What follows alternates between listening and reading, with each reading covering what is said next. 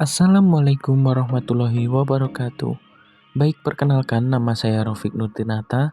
Di sini saya akan melakukan edukasi tentang bahaya seks bebas. Nah, yang pertama, apa sih itu seks bebas? Seks bebas adalah hubungan seksual antara lawan jenis atau sesama jenis tanpa adanya ikatan pernikahan dan dominan berganti-ganti pasangan. Kemudian ada bahaya dari seks bebas. Seks bebas sering dikaitkan sebagai perilaku seks yang berisiko tinggi terkena infeksi menular seksual. IMS ditularkan dari satu orang ke orang lainnya melalui aktivitas seks. Ada beberapa jenis IMS yang dapat menyerang pelaku seks bebas. Yang pertama ada chlamydia. Chlamydia disebabkan oleh bakteri Chlamydia trachomatis. Yang kedua ada sifilis. Sifilis juga dikenal sebagai penyakit raja singa. Penyakit yang disebabkan bakteri Treponema pallidum ini memiliki masa penularan yang berkisar antara 10-90 hari. Yang ketiga ada gonore. Gonore atau kencing bernanah terjadi karena adanya infeksi dari bakteri Neisseria gonorrhoeae. Yang keempat, infeksi jamur. Penyebab paling umum dari infeksi jamur pada alat kelamin adalah jamur Candida albicans. Yang kelima, ada kutil kelamin. Gejala awal munculnya infeksi ini ditandai dengan adanya sekumpulan kutil di sekitar alat kelamin, anus, dan pantat. Yang keenam, ada herpes simplex.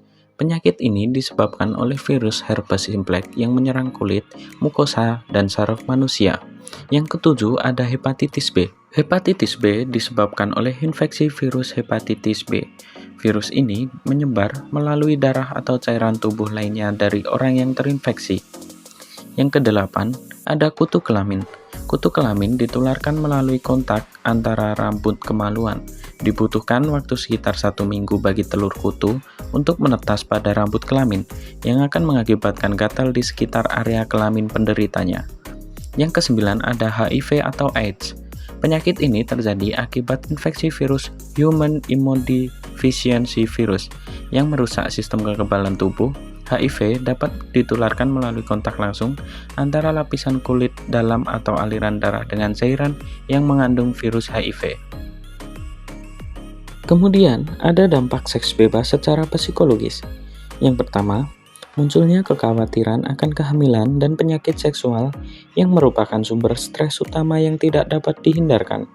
Yang kedua, merasa menyesal dan bersalah karena dalam hati nuraninya, perilaku tersebut dianggap salah dan terlarang untuk dilakukan. Yang ketiga, memengaruhi perkembangan karakter dengan kehilangan rasa hormat pada dirinya sendiri dan tidak bisa membedakan mana yang benar dan salah demi mendapatkan kesenangan pribadinya. Kemudian yang keempat, sulit memiliki hubungan yang serius akibat seks bebas kerap menimbulkan kesulitan untuk mempercayai hubungan di masa depan. Yang kelima, remaja yang melakukan perilaku berisiko seperti seks bebas, memakai narkoba, dan minum alkohol adalah kelompok yang paling mungkin mengalami depresi dibandingkan dengan yang tidak melakukannya. Yang keenam yaitu kehamilan di usia muda memiliki resiko yang lebih tinggi untuk mengalami tekanan darah tinggi, anemia, kelahiran prematur, berat badan lahir rendah, dan mengalami depresi pasca persalinan. Kemudian ada faktor penyebab seks bebas. Penyebab seks bebas pada anak-anak dan remaja juga perlu dihindari agar masa depan mereka tidak hancur dan membuat mereka terjerumus ke dalam perilaku negatif. Faktor penyebab yang dapat menimbulkan seks bebas yaitu 1. Tingkat pendidikan keluarga yang minim, 2. Broken home, 3. Ekonomi keluarga, 4. Kondisi lingkungan, 5. Penyalahgunaan internet, 6. Pengaruh teman sebaya, 7. Lemahnya kontrol diri, 8. Gaya hidup, dan yang terakhir kurangnya nilai keagamaan. Kemudian ada cara pencegahan seks bebas. Cara menghindari pergaulan bebas dengan benar dapat dilakukan melalui suatu proses sejak seseorang berusia dini sebagai berikut. 1. Memperkuat pendidikan agama. 2. Membentuk karakter yang positif. 3. Memilih teman yang membawa pengaruh positif. 4. Memperkuat hubungan antara orang tua dan anak. 5. Mengikuti pendidikan bahaya seks pada remaja. 6. Menghindari lingkungan yang tidak kondusif.